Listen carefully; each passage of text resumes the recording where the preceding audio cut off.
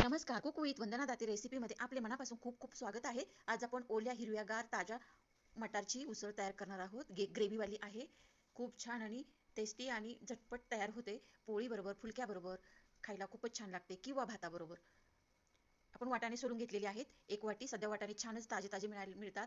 त्यासाठी आपण वाटण्यासाठी खोबरं, थोडंसं लसूण, कोथिंबीर आणि कांदा भाजून घेतलेला आहे तव्यावरती.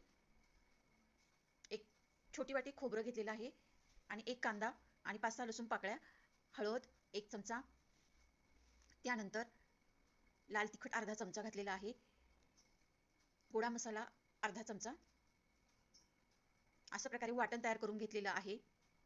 छान असं याची फार छान हॉटेलसारखी ग्रेव्ही लागते. 1 चमचा भरून तेल घेतलेलं आहे, गरम व्हायला ठेवलेलं आहे.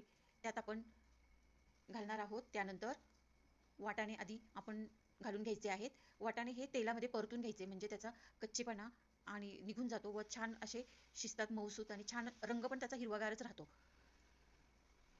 वाटाणे हिरवेगार राहण्यासाठी एक छोटीशी टिप सांगणार आहे. त्यासाठी व्हिडिओ शेवटपर्यंत नक्की बघा. ग्रेव्ही आपण वाटून घेतलेली आहे ती घालायची आहे.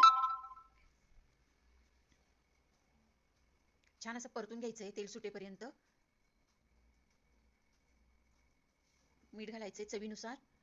टिप आहे की वाटाणे परतून घेतल्यानंतर त्यात मीठ घालायचं, म्हणजे वाटाण्याचा रंग आपला हिरवागार राहतो. नंतर आपल्याला पाणी घालायचं आहे थोडंसं, अगदी शिजण्यापुरतं, आणि 10 ते 15 मिनिटं आपण भाजी ही छान अशी शिजवून घ्यायची आहे. बघू शकता वाटाणे पण हिरवेगारच राहिलेले आहेत आणि ग्रेव्ही पण छान हॉटेलसारखी झालेली आहे. त्यावर तुम्ही बटर किंवा बटर पण घालू शकता. त्याने ही चव अजून छान लागते. झाकण ठेवून एक 15 मिनिटं शिजू द्यायची. छान लवकर शिजतात. कोवळे वाटाणे हिरवेगार आहेत त्यामुळे.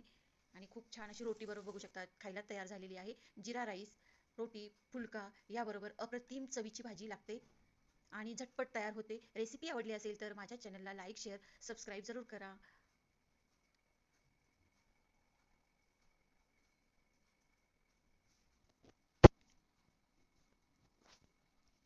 खूपच छान चटपटीत चवीची भाजी आहे.